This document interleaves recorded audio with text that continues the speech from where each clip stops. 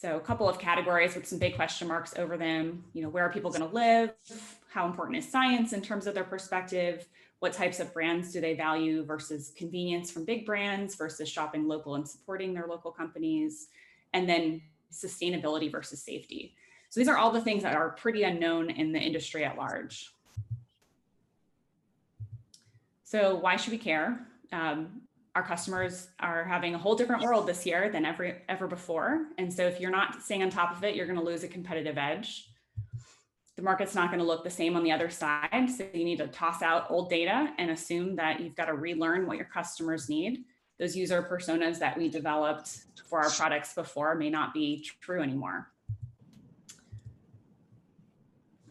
So what about your customers? So these are the industry at wide. There's a couple of things that we're seeing could be motivating for understanding them, but what should we do specifically to make sure we're on top of these changes?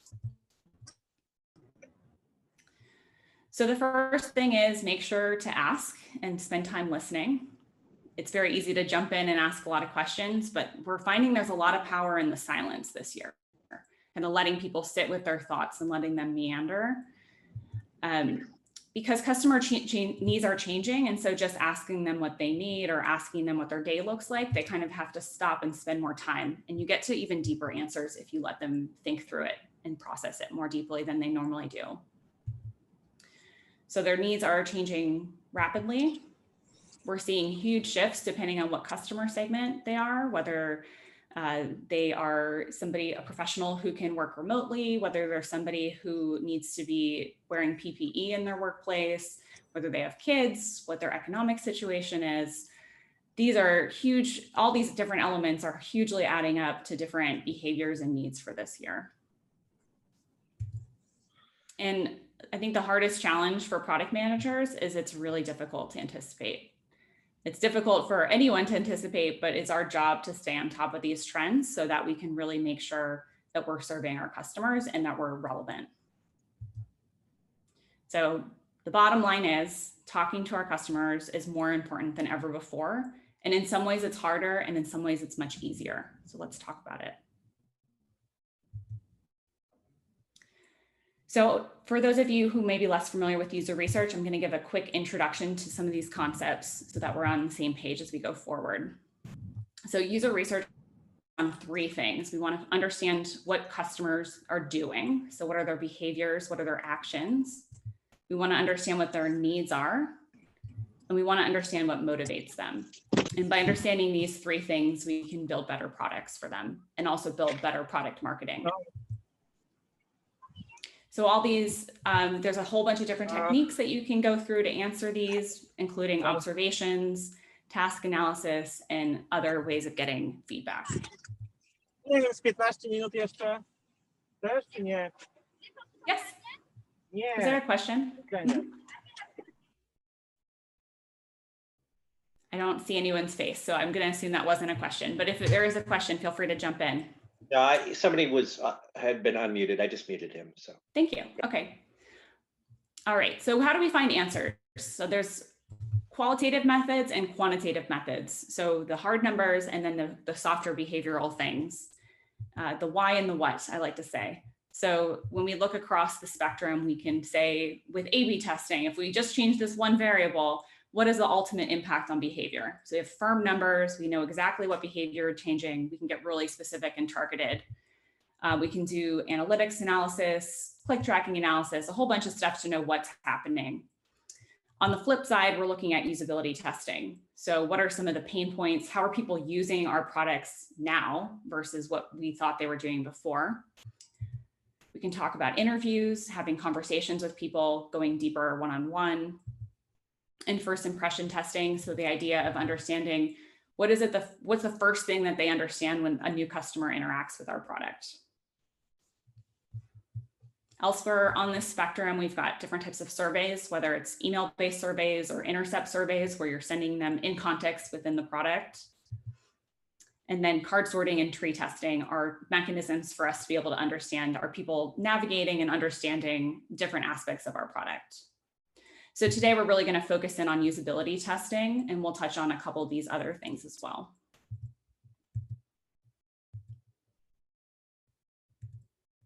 So the pulse on today, why is it important? So as we keep saying, life has changed in all spectrums, whether it's your professional, what your work life looks like, what your computer setup is, whether you're on your phone or your desktop more. We've seen actually in some cases, people are spending much more time away from their phones and on the computer than before, which has been surprising in some industries.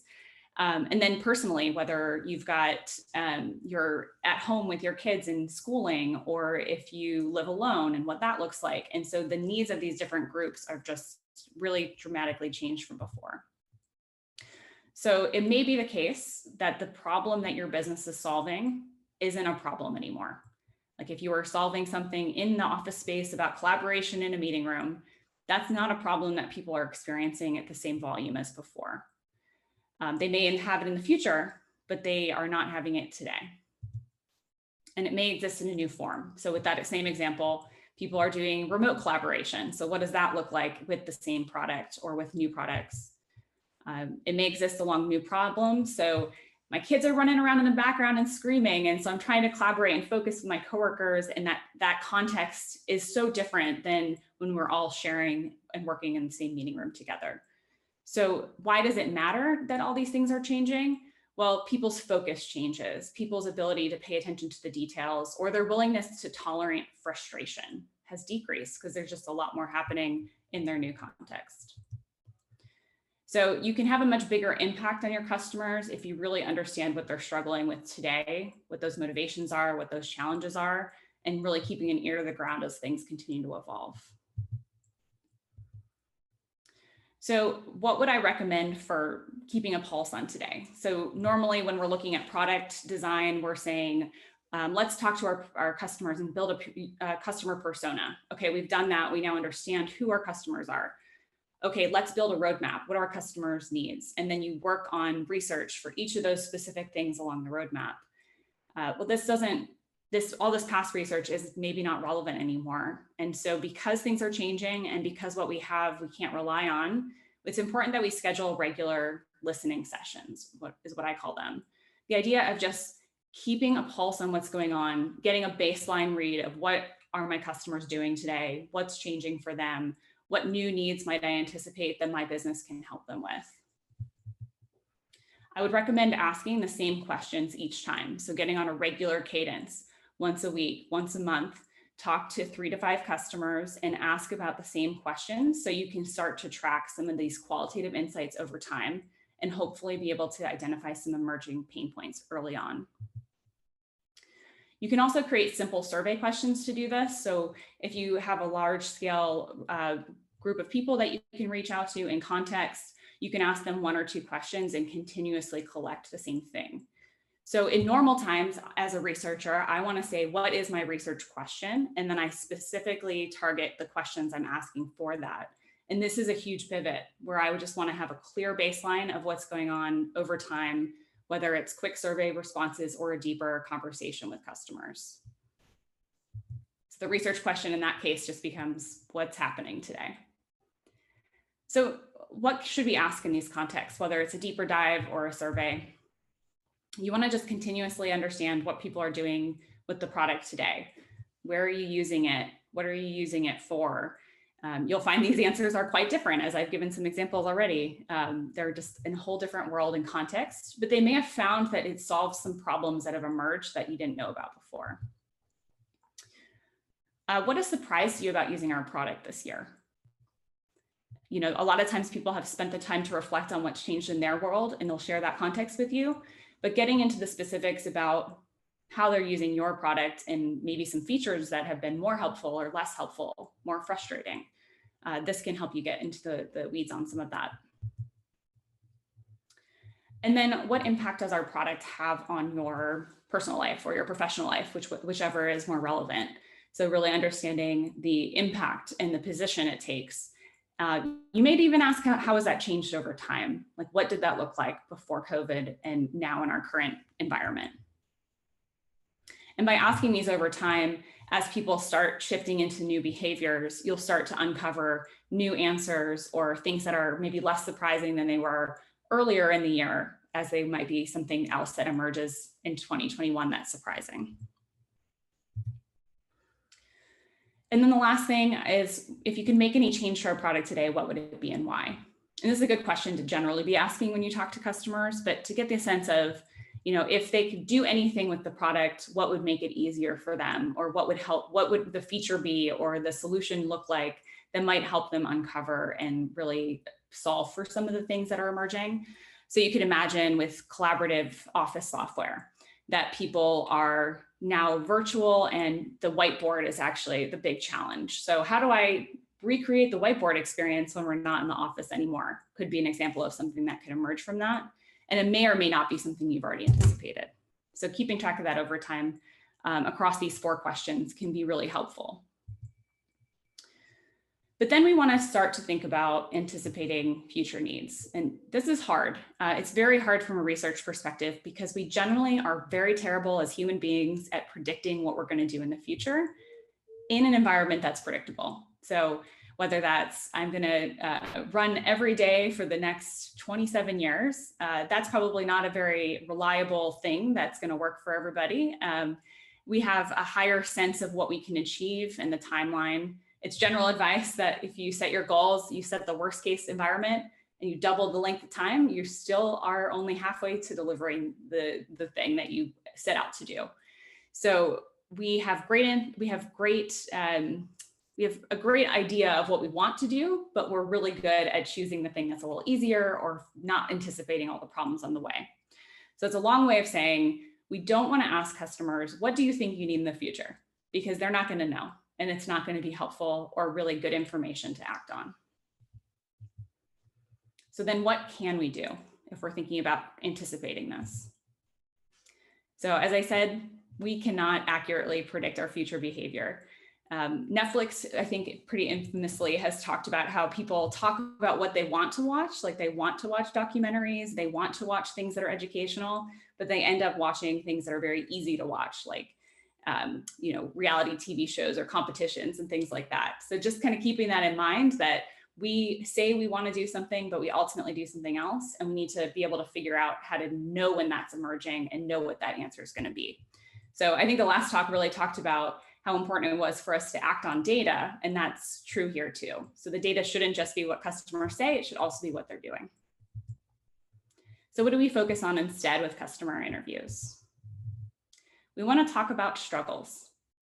Struggles and pain points are where you start to understand what the opportunities are ahead.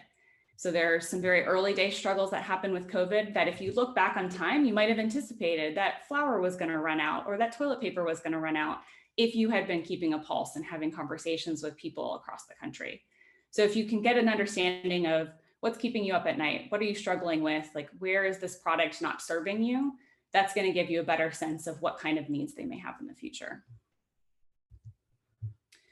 Another thing we can do is to look back at change in the data over time. It's not predicting perfectly what's going to happen, but it can be helpful for us to understand what used to be, what is today, and how has that changed? What does that pace look like over this time?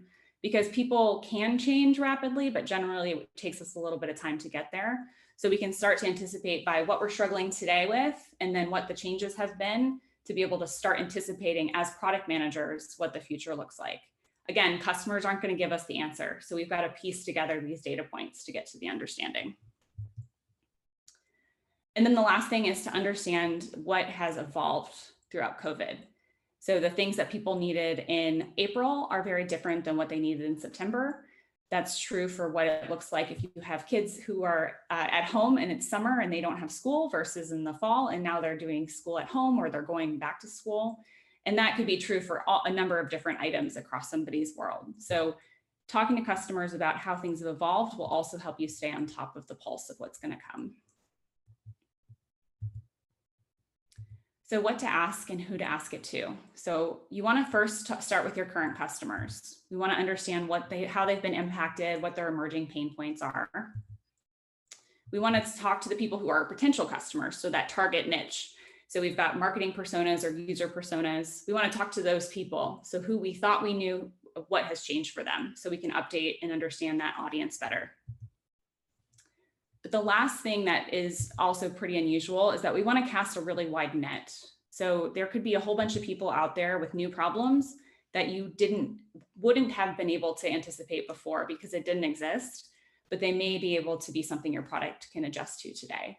So, just the addition of this alone is reason for us to be having a lot more conversations with customers, because there's more people out there with new problems that we need to get a handle of how our solution can help them or not. So you want to ask customers similar questions. How has it impacted your life? You want to get into feelings, like how does it make you feel? What's brought you the most joy, the most pain? Because if we can really dig into the emotions in the situation and hold that as truth, we can start to understand the problems that emerge from that. It's not just what keeps you up at night, but what brings you joy, what has surprised you about this year. And these can help showcase places where maybe you can bring more of that joy to them through your product, bring more of less of that pain. Like I'm so glad my internet connection's been so great. It's been so great seeing my coworkers' faces. Okay, that's an insight of they want to see more faces, right? So you want to build on things that are both joyful as well as pain points that you could solve. And then the element of surprise. There's a lot of things that have surprised us this year. What surprised you as you think about your life? What surprised you in terms of using this product or your professional life? And really digging into the elements of surprise and change. So some tips. So pre-COVID, we had very specific ways of doing research, but now customers are coming in with a whole different mental load of things into our research sessions. So they're overwhelmingly fearful. They have very high level of anxiety this year. And this is both from a personal and a societal perspective. So what do we do in research sessions to make sure we can understand that this is true, but still get to meaningful insights for our product? We want to make sure we build in some extra time for the research, because we want to give participants enough time to do task and answer questions. With anxiety, it can slow people down, stress them out. And by putting pressure on them, even subconsciously in a session, it might cause them some additional anxiety and an increased failure rate. So being patient with them, giving them time, setting clear expectations. We also want to show more compassion and empathy. There's a lot of things going on in people's worlds right now. And so sometimes as researchers, we want to step back and just be a blank slate and just take in the insights. But in order to really get into the meat of the changes that are happening, we've got to understand the whole context. So spending time sitting with some of that pain and struggle people are having, so that we can then ask some of those follow-up questions and get deeper into understanding the current situation. And then lastly, setting some clear expectations for what the conversation looks like, what the format will be. Are we going to have video on? Are we not going to have? All these little details create just another layer of anxiety. So super clear communication is really helpful during this time. So 5 tips for you if you want to be doing research right now. Prioritize connecting remotely. Increase your frequency. So talk to more people, but also have them more often and repeat the same questions so you can see if there are changes over time. Make sure to leave some time to explore that anxiety and those emotions that are happening around 2021 and around the pandemic. We also want to avoid questions that could be considered tone deaf. There might be certain things that we might phrase that could come across as insensitive or might trigger some anxiety for somebody. So take the time to share your questions with a colleague and just kind of ask with that frame of mind. Are these questions getting to the answers that we need? But also, is there anything about the way I've worded this that could imply something that might cause some stress to the people I'm talking to? So just avoid anything that might come across as tone deaf or lacking context for the world around us. We want to talk about what's true, what's happened, the facts, so the concrete difference of what's already happened in the past, as opposed to asking them to anticipate the future. We do not want to ask our customers, what do you think 2021 is going to look like? How much time do you think you'll spend on our software? What do you need? Those are things that they're not going to get right, and it's not going to be helpful to us. It's better for us to focus on what has been true, the facts of what's gone on. And then lastly, we want to have some broader conversations, just get the whole context. The insights about family can be really important in terms of understanding how they're using the product, who's around them, what devices they're accessing it on. Get to the broader context of what's going on in their world to really understand things. So to go remotely, we've got some tools that you might consider taking a look at. For usability testing, to take a look specifically at products, we've got usertesting.com, Try My UI, UserZoom. There's also some platforms to help you connect with participants. So if you want to talk to people who are in that target niche, who you don't have access to right now, who aren't your current customers, you can use tools like Respondent and User Interviews to create screeners and to find participants. And then you can look at other tools like Optimal Workshop and Usability Hub for some additional remote functionality for research. And with that, if you need any help understanding customer needs or want to have a conversation just about how you're approaching it, as I mentioned in the beginning, I'm founder of Experiment Zone, so you can check out my business here. I also launched a new podcast during COVID around user research. It's called Startup Insights, and we talk about how startups in particular are tracking their customer needs using research. And it turns out a lot of them have had to adjust with COVID, so you may find some really helpful tips within the podcast. But I also love doing virtual coffees, so send me a message. I'd be happy to chat with you. And with that, let me know if you have any questions. Yeah, okay, so we got about 5 or 10 minutes. If anybody wants to unmute and ask questions, you can do that on Zoom, or you can also put questions in the Slack channel. Oh, Hector, do you have something for us? Hey, Jay, thanks for a great discussion on this. One of the things I wanted to ask you about is doing this when we're right now mostly having these conversations, using Zoom and other things. Talk about the Zoom fatigue effect across, when subjects, regardless of what generation, millennials all the way to boomers, still working professionals. When those are your targets, even as they're consumers, or in B2B, influencers and decision makers that are in that generation.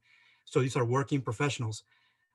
What should be the drop-off rate in the way you recruit, and how many people you actually have meaningful conversations like you're talking about, where you can actually ask even 3 to 5 questions of what you mentioned to collect the information that you're discussing? How many people do you need to approach, and what is the actual percentage of the people out of those that actually you can get in front of to have these meaningful conversations? Yeah, that's a great question. And it's going to really be audience dependent. So I'll give some general guidelines. So what we want to look for from a research perspective is about 5 to 6 people that we have the conversation with for any particular moment in time, any particular research question, any particular audience. So if you have 2 different segments of users, that means you want 10 people for your research study. So in order to get to those 10 people, are they your current customers? They're probably more likely to give you time. So you probably will have a higher response rate. If you're using a platform to recruit, they have additional support for you to be able to kind of weed through people who are not responding to email or going through that Zoom fatigue. So usually they'll handle that for you. But if you're just doing cold outreach, I've heard people doing some recruiting through Twitter and Facebook and some advertising. You've got to cast a wider net because there is lower intent to join the meeting because there's other potential distractions coming up, right? You can imagine, I did a research session last week and the participant picked up and she said, my childcare fell through. So we just couldn't do it. She wanted to do it. She had good intent for it. She showed up, but it was just something that because the world around us was much more challenging. So I would recommend in normal circumstances, we want to schedule 1 extra participant for every 5 in terms of turnout. Right now, we might want to do 2 or 3.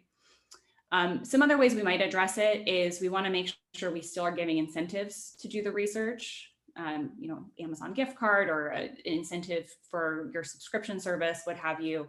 That can increase intent to show up as well. And then giving flexibility for scheduling. I've been doing a lot of sessions much later at night, much earlier in the morning to kind of account for the different rhythms that people's lives are taking on. So it is a numbers game, but you can adjust by setting expectations and giving some flexibility. To your first question around Zoom fatigue, though, you might consider even just conducting stuff by phone and just letting people know we're not going to do audio recording. I've set up Zoom, so if you want to join through your computer, you can, but here's the number to dial in. So if they're more comfortable out and about, walking around, talking to you, it gives them that flexibility. Great, thank you so much.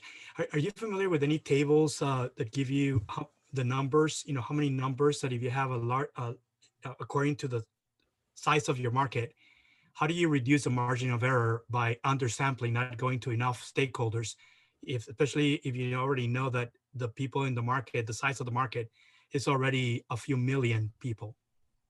Yeah, it depends on your research method. So if you're doing surveys, there's great calculators out there that can help guide what your numbers need to be based on what your comfort level is for margin of error. For usability studies, we're really looking to capture 80% or so of the problem. So if we know that we're not looking for every single possible problem or every single edge case or behavior, that's why the 5 to 6 is the range. There's been a number of academic studies on that particular number that if you're interested in, I can send to you. Got it. So multiple studies have shown that sweet spot of 5 to 6 people is good enough to get 80% of unmet needs, for example. Exactly. That's like the ballpark based on the research there. Mm-hmm. Great. Thank you so much. The other thing I'd add on that too is that if we're doing research over time, we are more likely to capture the issues. So if our current research study missed it and we're asking similar questions later on, we'll be still likely to capture it in the future. So that's where we get a little flexibility with the numbers. If it's a one-time study, we probably need more people versus something that's over time and we can be flexible with it. So the answer is it depends. Yeah. Yeah, I don't want to hog the time because I want to leave other, but can you speak about the risk of not doing enough market research? Because what I see most organizations, they will do it once and then they won't do it again. What is the risk of doing that, applying all the methods that you talked about and then not doing enough of it? I mean, the risk is a year like this year where anything we knew to be true may no longer be true, right?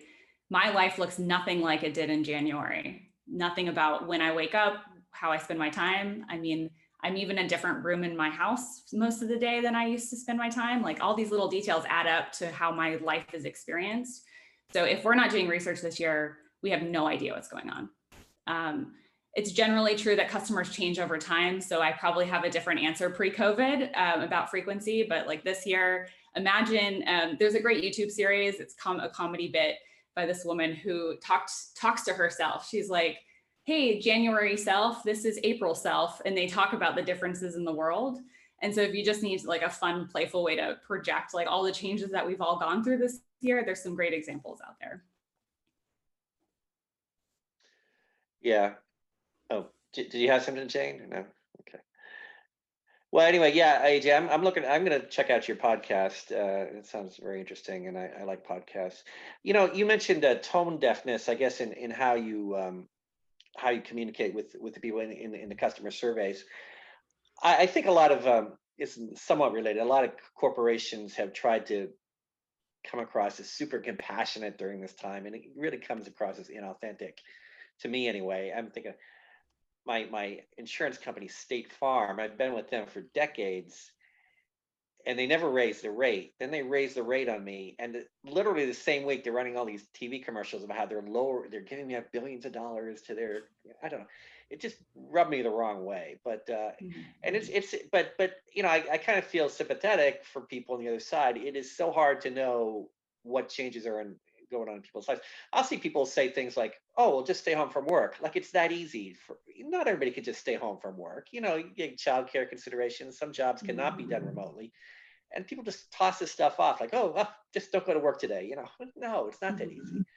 But I don't know. I'm just rambling here. But I think a lot. In fact, a lot of things you said here are certainly relevant for COVID, but they're also relevant for. Maybe, hopefully 3 years from now, we won't have COVID anymore. They're still going to be relevant then. And it's going to be some other challenge in our society at that time. So, yeah, I think that's a fair point. I think we're really just doubling down on best practices for research. But if we're not doing it this year, we've missed the boat. Like it has to be done this year if you need to be relevant. I think to the point of like tone deafness, I think the example that comes to mind is like the assumption of like, like I saw you are employed at this company. Like just the assumption or just the phrasing of you had filled out the survey and you were here. People are losing their jobs, changing jobs, having to give up their jobs. Like we've got to even just start with like, tell me what your day looks like so we can back into understanding, are they working at that place? Like have they had to leave for outside reasons? Were they forced out? There's a bunch of things that happen really rapidly, even from the time of recruiting for a study until the actual study.